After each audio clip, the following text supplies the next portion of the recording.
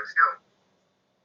Es decir, no en vano estamos nosotros, no en vano existe una malla curricular que están desarrollando ustedes dentro de toda la formación en la facultad.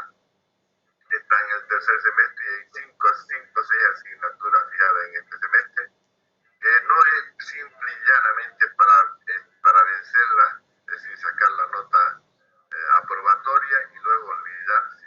No, todo este proceso de la por eso se llama malla curricular, o sea, es un tramado que existe para que adquieran conocimientos y el día de mañana puedan ejercer la profesión adecuadamente. Y a eso se refiere tipificación bacteriana, y lo voy a hacer como un cuento.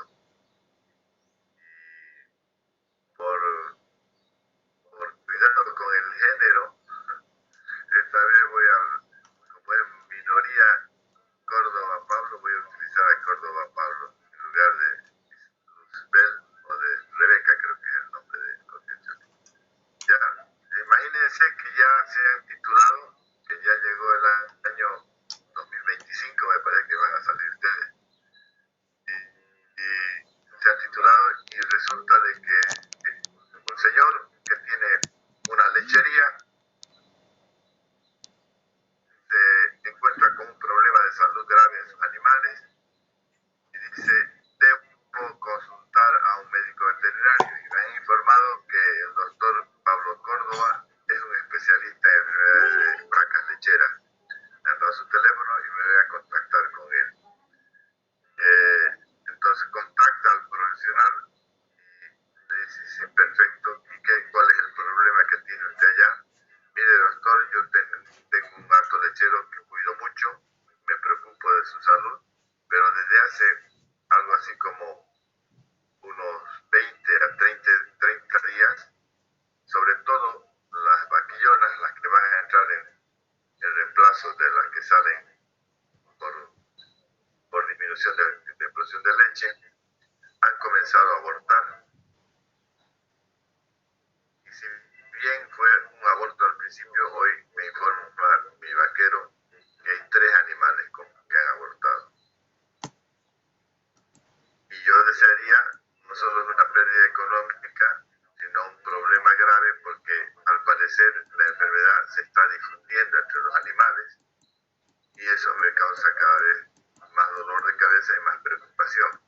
Entonces lo lógico es que Pablo le diga, visitemos inmediatamente su granja lechera para observar, para ver, para tomar detalles acerca de los signos, síntomas y lesiones que puedan existir en los animales con el problema.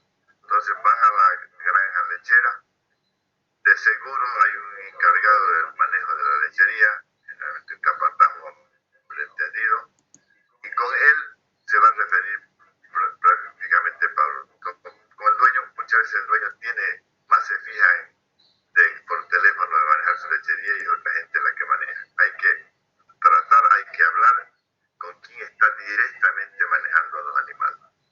Y a él le va a hacer una serie de preguntas. ¿Por qué? Porque ya tiene preconcebido, por lo que estudió en bacteriología con el doctor Méndez, sabe que ciertas bacterias son capaces de producir abortos en los animales. Entre ellas está el género Brucella, el género Leptospira, el género Listeria, principalmente. Y entonces va pensando detalladamente que puede ser alguno de esos casos. Ojo, no estoy diciendo que los abortos sean exclusivamente por bacterias. Hay por virus, hay por traumas, hay por deficiencias nutritivas, deficiencias vitamínicas, hay otras causas. Pero las más frecuentes son las bacterianas. Entonces llega a la granja y, como he dicho, comienza a hacer lo que creo que ustedes llevan algo ya en una de las asignaturas, hacer la anamnesis del caso, o sea, hacer una serie de preguntas que le vayan aclarando acerca del desarrollo de la enfermedad en ese hato lechero. E inmediatamente cuando llega a la granja hace una observación clarísima. Ve que evidentemente varios de los animales han abortado porque varios de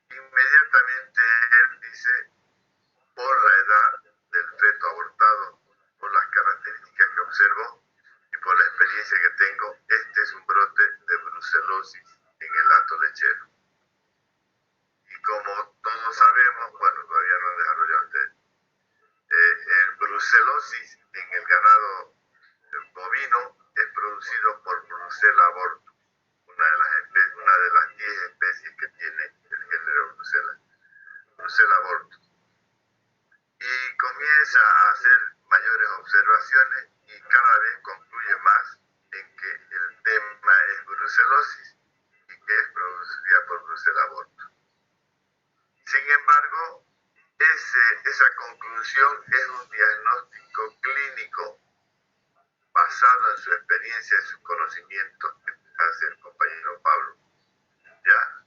Y como hemos visto, al ser microbios tan pequeños, o sea, él no tiene la seguridad de que realmente, en definitiva, sea el aborto, no en el 100%, tiene un alto grado de sospecha de que sea brucelosis, pero debe confirmar ese diagnóstico con laboratorio, porque es la única manera. Ya lo vimos en las clases al observar bacterias. Mañana vamos a hacer con ustedes correlación de Gram y van a entender mucho mejor todavía. Al observar las bacterias, que evidentemente es una manera de demostrar la presencia de ellas, no solo en el ambiente, sino como causa de enfermedad.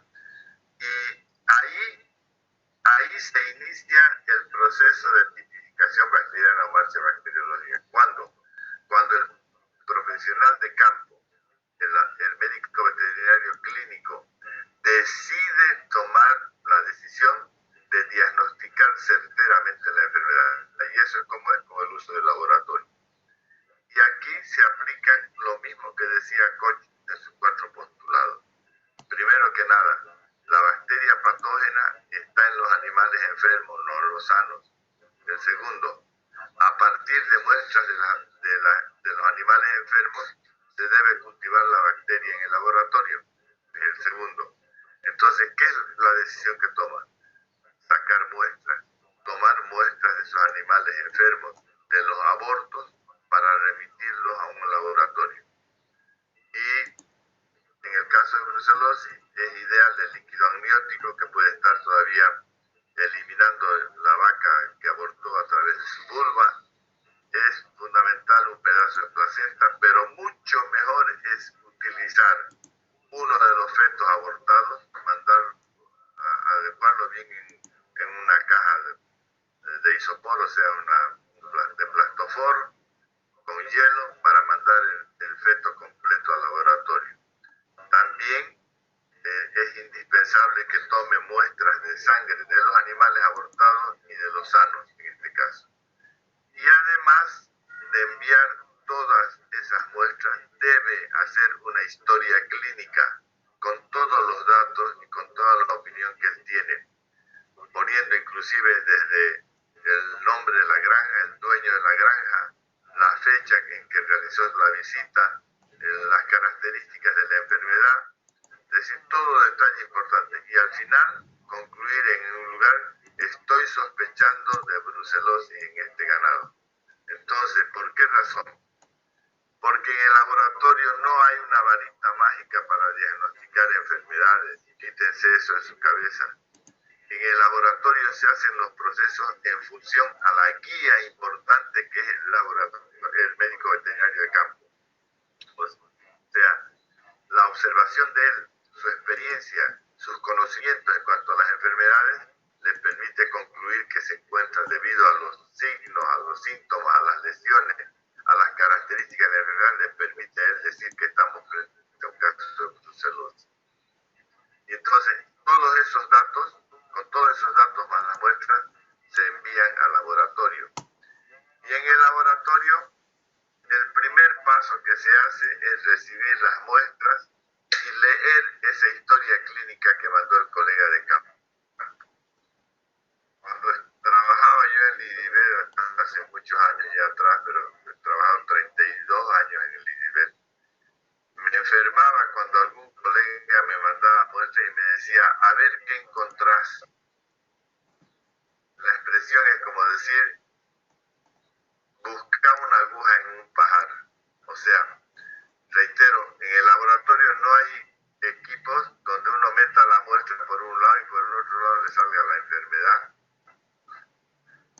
Sucede igual que en las computadoras. Creíamos al principio que metíamos cualquier cosa y la computadora nos bota lo que ha descubierto. No, para eso hay que cargar programas, ¿verdad? Entonces, igual en el laboratorio hay que buscar en función a lo que está visto en el campo del médico veterinario clínico, a la guía del veterinario. Entonces, recibimos la muestra en el laboratorio y hacemos el primer paso para la tipificación bacteriana, que se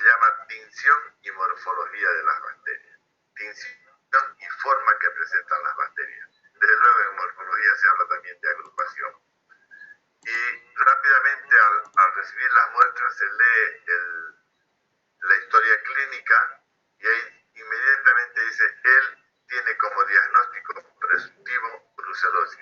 Está sospechando entonces de brucela aborto. Y entonces, manos a la obra. ¿Qué es lo primero que se hace con esa muestra? Se hacen frotis secos, como lo hicimos el otro día.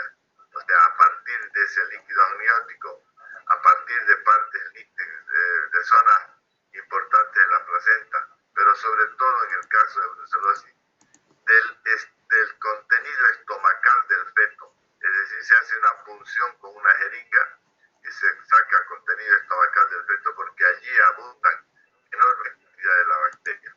Y a partir de eso se hacen frotis. ¿Para qué y con qué motivo? Para certificar la presencia de bacterias. Y en este caso se utiliza la coloración de Gram. ¿Para qué? Porque las bacterias que está sospechando el compañero son bacterias gram negativas, tienen una forma de pequeños cocobacilos. Entonces la idea es de ver si realmente está en lo cierto el compañero, si su diagnóstico clínico está por buen rumbo. Entonces, gracias a esos frotis coloreados mediante la técnica de Gram, observaremos pequeños cocobacilos en abundancia coloreados como gram negativos. Entonces eso, como dice, se observa a través del microscopio y se logra comprobar. De ser necesario, se pueden utilizar otras coloraciones cuando es necesario. Por ejemplo, en algunos casos se puede descartar la presencia de cápsula bacteriana porque normalmente no presentan cápsula. Entonces se puede utilizar una técnica para observación de cápsula. Se pueden utilizar otras coloraciones que permitan fortificar esa opinión que ya tenemos de que existen bacterias que por su morfología y su tinción tienen coincidencia con ser brucela aborto. Entonces, el primer paso es elemental, la constatación de las bacterias en esas muestras, o sea, de las bacterias responsables de la enfermedad que nuestro colega ha visto en el campo. Entonces, el primer paso, tinción y morfología de las bacterias. O sea, como hemos dicho, las bacterias están presentes en los animales enfermos, no en los sanos. Segundo, bueno, a ver, como ejemplo, mostraba ahí una técnica que ya la conocen, que es la preparación de un frotis seco y la observación de una coloración de Gram. Desafortunadamente todavía no hemos hecho con ustedes, mañana lo hacemos, pero ahí podemos ver un frotis observado al microscopio donde hay bacterias gram positivas, estas que estoy apuntando están más azules o de tono intenso, morado, bacilos gram positivos, cocos gram positivos y también hay una especie de hélice de formas curvadas de bacterias gram negativas. Como ven, la coloración de Gram permite discriminar entre las gram positivas, que son estas, y las gram negativas, que son estas otras. Es decir, las gram positivas se las observa de color azul o morado intenso, en cambio las otras de color rojo o rosado. Entonces, me permite observar eso en la observación. O, aquí he puesto varias otras. Más o menos la brucela es como esta que está donde está el cursor, la mano izquierda, la de abajo. Pequeños bacilos, dos cocobacilos, diría yo, gram negativos. Frente a estos, por ejemplo, que son estafilococos, bacterias redondas agrupadas en racimo. Aquí tenemos estafilococos con bacilos gram negativos mezclados. Y aquí podemos ver en cadena bacilos gram positivos. Entonces, si la lógica dice que nuestro compañero Pablo estaba en la realidad, estaba en lo cierto, lo que vamos a observar en esas muestras que han enviado es algo parecido a esto. Pequeños cocobacilos que se colorean como gram negativo. Bien. Entonces comenzamos nosotros a sentirnos también contentos porque evidentemente el diagnóstico clínico es certero. Y el segundo paso dice, a partir de esas muestras se debe cultivar a la bacteria. Y para esto utilizamos los 4 elementos que hemos dicho que son necesarios para cultivar una bacteria. nutrientes, pH, temperatura y oxígeno. Y claro, le proporcionamos medios de cultivo para darle los dos primeros elementos. En los medios de cultivo están los nutrientes y también está el pH ajustado del medio de cultivo, entonces las dos condiciones, lo que faltaría sería temperatura y oxígeno. Pero ojo, en el laboratorio sabemos que la Brucella abortus, de manera general cualquier bacteria, no es a sembrar en cualquier medio de cultivo. Hay que sembrar en medios de cultivo que favorezcan el crecimiento de la bacteria que queremos estudiar. En el caso de Brucella, que estamos haciendo la explicación, en el caso de Brucella hay varios medios de cultivo específicos como el agar albini, el agar TSA, el agar papa, el agar Brucella, que son medios de cultivo sólidos que permiten el crecimiento sin mayor problema de esa bacteria. Entonces, lo que estamos mostrando son otros ejemplos del crecimiento abundante de colonias bacterianas que se sucede cuando inoculamos una muestra cualquiera. Entonces, en concordancia eso. Y aquí también mostramos toda una pantalla de crecimiento de diferentes bacterias, un Staphylococcus, un Streptococcus, una Escherichia coli, un Proteus, otra vez un Staphylococcus, utilizando una técnica diferente para diferenciar, y un Bacillus, con la forma rugosa de su colonia es un Bacillus. Entonces, utilizamos según la necesidad de la bacteria el medio más apropiado para que se cultive. Pero además, como hemos dicho, le hemos dado dos condiciones primero, nutrientes y pH. La bacteria necesita temperatura adecuada y sabemos bien que tenemos un equipo que se llama estufa bacteriológica, cuya temperatura permanente es a 37 grados. Entonces, esos cultivos, esas inoculaciones que hemos hecho con las muestras sobre los medios de cultivo, van a ser llevadas a una estufa bacteriológica que en el caso de Brucella necesita un periodo de incubación que varía entre las 48 y 96 horas de incubación, es decir, una bacteria un tanto lenta en su multiplicación, pero que se logra el éxito cuando se la coloca durante ese tiempo en la estufa hasta ver la formación de colonias bacterianas, como vemos en la parte de abajo.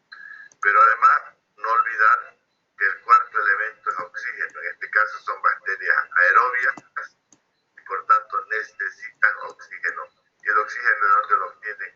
Del mismo medio ambiente que tiene la estufa, el oxígeno. Entonces, los cuatro elementos.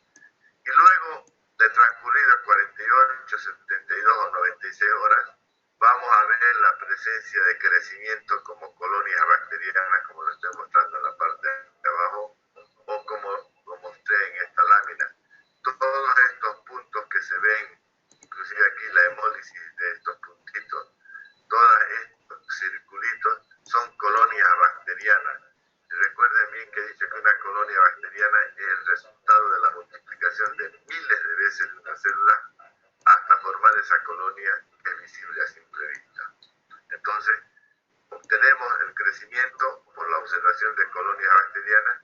¿Y qué hacemos? Estudiamos esas características de esas colonias.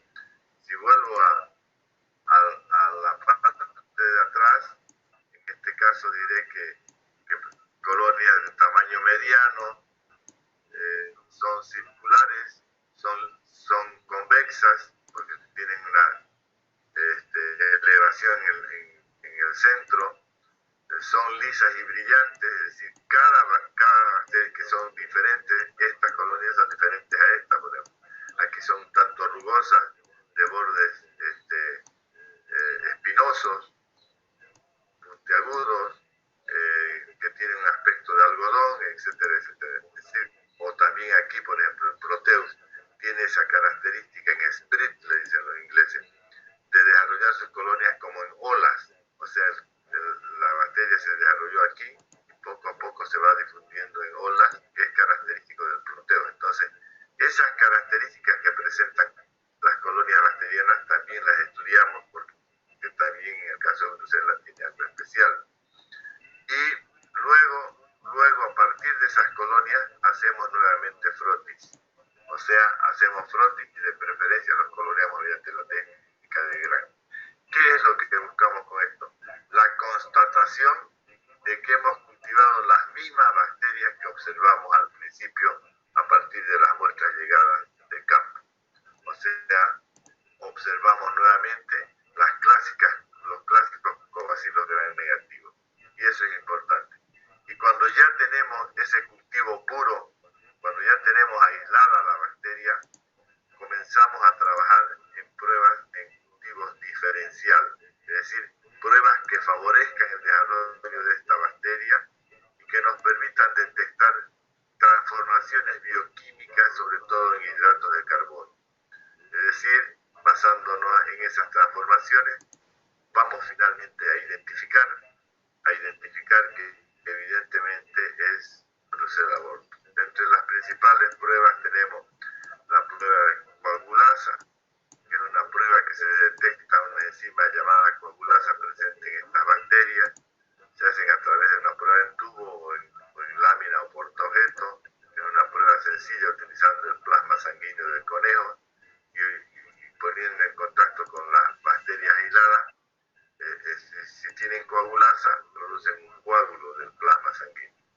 O una prueba de indol, en la cual, gracias a un reactivo puesta en contacto con el cultivo, da un anillo de color púrpura en la superficie y es un indol positivo o un indol negativo. Y también una batería de hidratos de carbono y de otros medios de cultivo que permiten, en base a los resultados de estas reacciones, permiten la identificación o tipificación de la bacteria.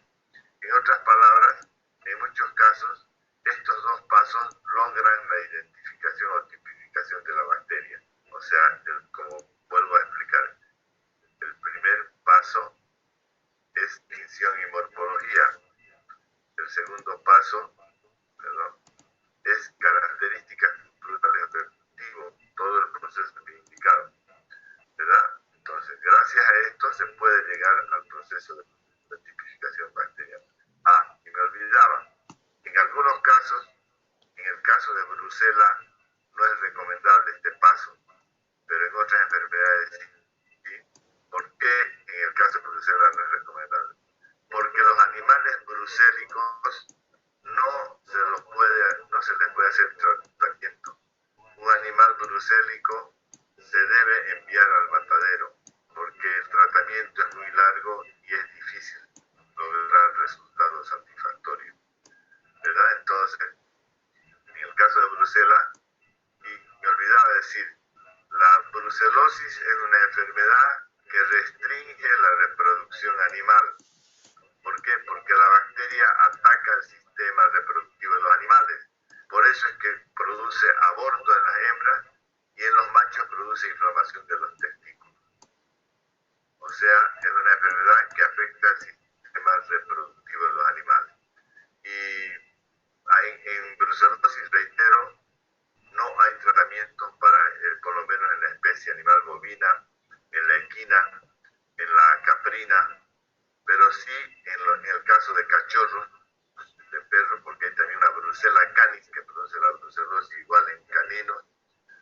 Se recomienda un tratamiento efectivo, sobre todo cuando el cachorro tiene un precio no económico, sino sentimental importante. Recuerden bien que hay personas que tienen sus animalitos y que los crían con mucho cariño. En esos casos se recomienda. Bien. Y esto que están viendo en la pantalla son pruebas de antibiograma. Es una prueba que la vamos a hacer en una práctica más adelante. ¿Y qué es un antibiograma? Un antibiograma, tanto me han hablado hoy día de antibiograma, es una prueba de laboratorio a través de la cual se logra distinguir si una bacteria es resistente o sensible a un antibiótico o a varios antibióticos. Lo que se hace es sembrar la bacteria, como este está más claro, sembrar la bacteria sobre el medio de cultivo y colocar pequeños discos de antibiótico distribuidos equidistantes uno del otro y llevar a la estufa durante 24 horas. Cuando hay susceptibilidad de la bacteria al antibiótico, es decir, cuando el antibiótico bacteria, se forma esta zona de inhibición, es decir, no crecen bacterias alrededor del antibiótico. Mientras más grande es el halo, la zona de inhibición, quiere decir que más efectivo es el antibiótico, ¿verdad? En cambio, aquí vemos que el halo es muy pequeño, en estos casos, evidentemente, no se recomienda utilizar este antibiótico porque la acción es mínima. O en este caso, aquí podemos ver, por ejemplo, que este es el mejor antibiótico porque tiene mejor zona de inhibición. Zona de inhibición porque no ha permitido el crecimiento de la bacteria alrededor del antibiótico. Y por ejemplo, este y este no sirven para nada. La bacteria ha crecido totalmente alrededor de ellos y es una bacteria resistente a esos antibióticos. Pero como he dicho, hay una clase entera. Entonces, en muchos casos, después de lograr la tipificación de la bacteria, se hace una prueba de antibiograma. ¿Para qué? Para entregarle al médico clínico y que pueda adelantar un tratamiento con antibióticos en la enfermedad que atendemos. En este caso, en brucelosis, no es recomendable. Y decía el coach, decía, a partir de la bacteria obtenida en cultivos en el laboratorio, se debe preparar un inóculo y ser inoculada en un animal susceptible para reproducir la enfermedad. Y en muchos casos, para demostrar la patogenicidad de la bacteria, se suelen usar el empleo de animales de laboratorio para reproducir la enfermedad, para provocar también síntomas o signos muy idénticos a los que produce la bacteria en un animal en particular. Y ahí se pueden utilizar ratones albinos suizos, conejos, cuyes, pero debido a la acción de los animalistas, hoy cada vez está más restringida el uso de animales de laboratorio. Y en sustitución, ¿qué se utilizan? Huevos embrionados, o sea, embriones de pollo, o cultivos celulares. Porque en huevos embrionados y en cultivos celulares se puede ver la acción citopatogénica de la bacteria en esos medios utilizados. O sea, la acción destructiva que tiene la bacteria como agente patógeno, tanto en los cultivos celulares como en los huevos. Sin embargo, en algunos casos todavía utilizamos animales de laboratorio. Y cuando ya se inoculan los animales de laboratorio, hay que mantenerlos en permanente observación y comenzar a notar los signos o síntomas que ellos manifiestan. Es decir, si dejan de comer, si dejan de tomar agua, si se apartan del grupo de inoculación, es decir, hay una serie de detalles que se van observando. Y si los animales mueren, o en su caso son eliminados, hay que hacer la necropsia de esos animalitos inoculados y hacer los mismos pasos 1 y 2 que hicimos con las muestras que llegaron del laboratorio, es decir, morfología e instinción a partir de los órganos, cultivo bacteriano a partir de los órganos, con el propósito de demostrar que evidentemente el agente patógeno, el cual ha provocado la enfermedad en la granja lechera que atendió nuestro compañero Pablo. Y puede darse también un cuarto paso, serología. O sea, en muchos casos cuando la enfermedad es un tanto bien difundida y difícil de diagnosticar, también se recurre a la serología. Y recuerden que le dije que el compañero Pablo tuvo la precaución también de tomar sangre de varios animales y remitir con las muestras. La sangre, al ser centrifugada, obtenemos el suero. La serología es una parte de la inmunología que nos permite trabajar con sueros. ¿Para qué? Para detectar anticuerpos presentes en el suero. ¿Cómo? Utilizando antígenos, o sea, a través de reacciones antígeno-anticuerpo. Para que me entiendan bien, si alguno de ustedes ha padecido ya el COVID, saben perfectamente que una vez vencida la enfermedad, en su organismo guarda una alta cantidad de anticuerpos contra la enfermedad que lo van a proteger por lo menos durante un año. Algunos dicen 9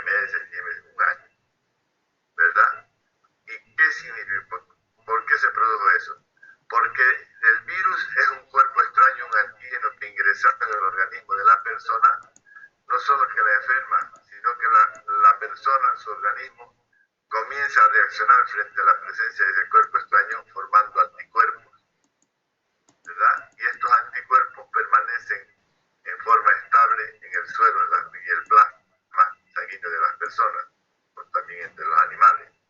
Entonces, lo mismo sucede en la vacunación. ¿Qué nos inyectan cuando vamos a que nos vacunen contra el COVID o contra cualquier enfermedad? Nos inyectan pequeñas proteínas presentes en el virus, es decir, proteínas que logran inmunogenicidad, es decir, que nuestro cuerpo reaccione frente a esas proteínas formando anticuerpos que no nos causan la enfermedad, por tanto. Entonces, después de vacunado, a los 21 días de vacunado, si nos hacemos una prueba de anticuerpos, una serología de anticuerpos, vamos a encontrar un alto índice de anticuerpos presentes contra el COVID.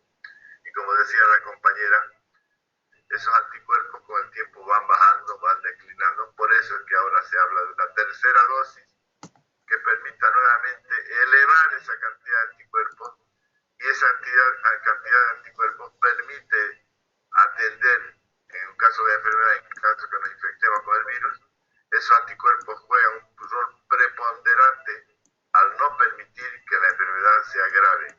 Y como ha dicho la compañera Colque, que no permita la muerte de personas enfermas de COVID. Disminuye notablemente debido a la presencia. Y entonces, basándonos en el caso del COVID o de cualquier enfermedad, se pueden utilizar las serologías no solo para detectar anticuerpos en los animales que enfermaron, sino en aquellos que aparentemente han sido contagiados y no muestran sintomatología. Entonces, la presencia de anticuerpos se pueden hacer bajo varias pruebas de laboratorio.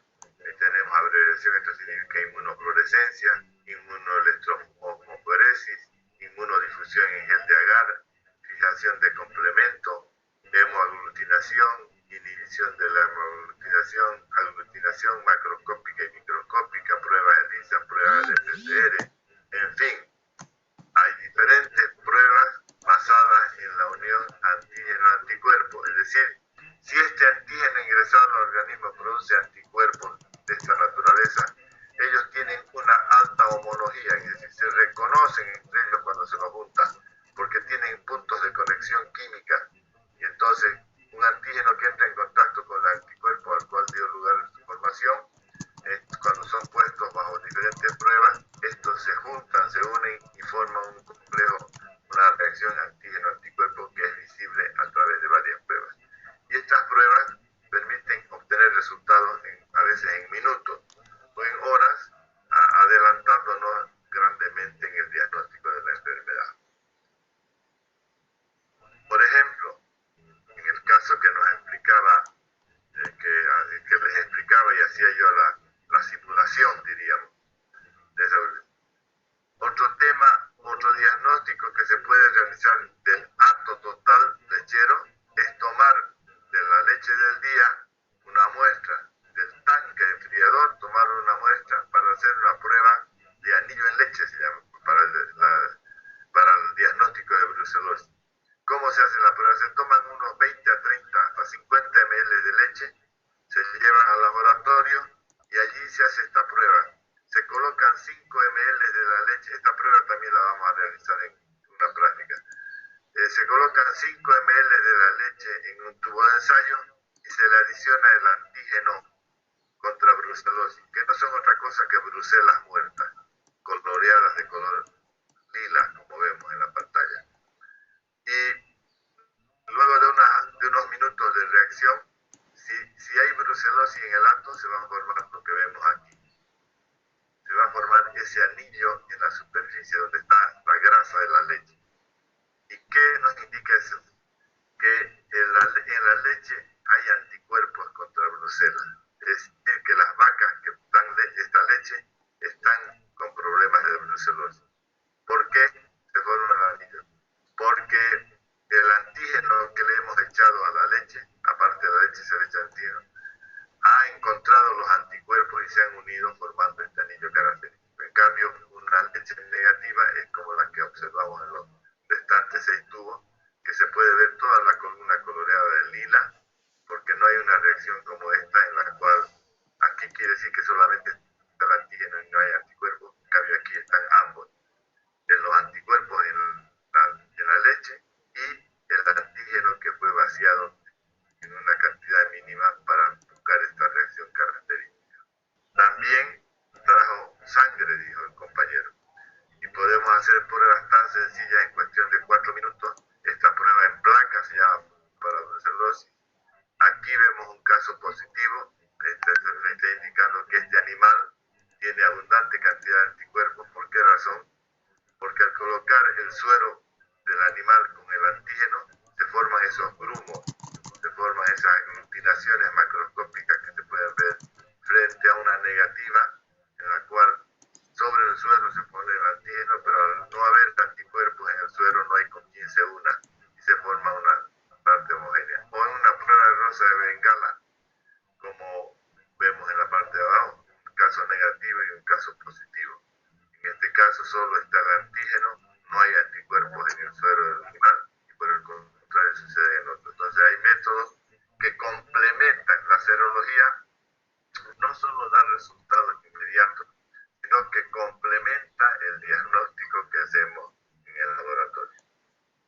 Y finalmente el uso de bacteriófagos. O sea, no, si bien en Bolivia todavía no tenemos un laboratorio que haga uso de bacteriófagos, en el mundo sí hay muchos laboratorios que ya comienzan a trabajar con bacteriófagos, como decía la compañera, no solo para el tema de los antibióticos, sino particularmente se comienza a trabajar para el diagnóstico de bacterias, o sea, para la identificación de bacterias. ¿Por qué? Basados en que los bacteriófagos no son otra cosa que virus que se alimentan de bacterias. Y estos bacteriófagos tienen una alta selectividad de la bacteria. ¿Qué quiere decir? Que un determinado bacteriófago se alimenta de Brucella aborto, un determinado bacteriófago se alimenta de Mycobacterium tuberculosis, de Listeria monocytogenes. Es decir, basándose en esa característica, hoy en día en Sudamérica solo Brasil y Chile tienen laboratorios que están trabajando con bacteriófagos para obtener resultados espectaculares en menor tiempo, aunque evidentemente las pruebas resultan exageradamente caras al momento. Por eso es que en Bolivia todavía no hay laboratorios ni en la parte humana, pero en veterinaria para el diagnóstico a través de bacteriófagos. Concluimos con que, con lo que hemos explicado desde el principio, que en la tipificación bacteriana, una vez llegadas las muestras al laboratorio, hay 5 puntos importantes a realizar. El primero es tinción y morfología de las bacterias. El segundo es características de cultivo de esa bacteria, es decir, cultivarla la bacteria en el laboratorio. El tercero es empleo o uso de animales en el laboratorio.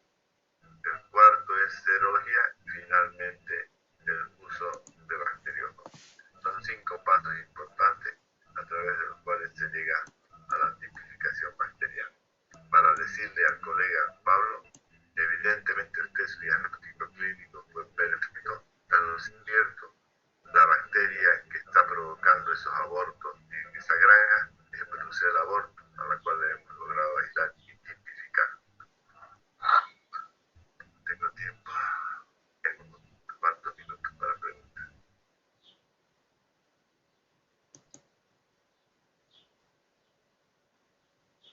¿Se entiende la importancia de tipificación bacteriana? Ahí radica el estudio hecho en esta asignatura. O sea, ¿qué es lo que tiene que dar como sumo? Uno de ustedes tiene que complementar lo que hemos hablado hasta ahora, desde el principio de las clases hasta ahora, complementar con los temas que van a presentar en el mes de noviembre. ¿Para qué? Para que dentro de sus conocimientos guarden cuáles son los géneros bacterianos de importancia, cuáles sus especies de esos géneros y qué enfermedades producen esas bacterias patógenas. Eso es lo que más van a utilizar para un diagnóstico eficiente en campo como médicos veterinarios clínicos. Preguntas de todas maneras.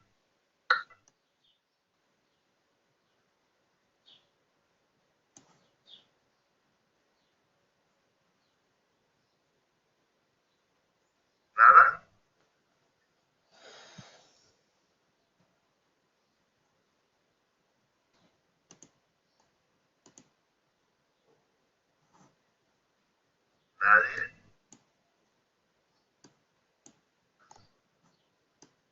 Hay dos opciones, siempre decimos los docentes. O no entendieron nada o no entendieron todo. Yo creo que lo primero. Por mi parte entendí, doctora. Con que gracias.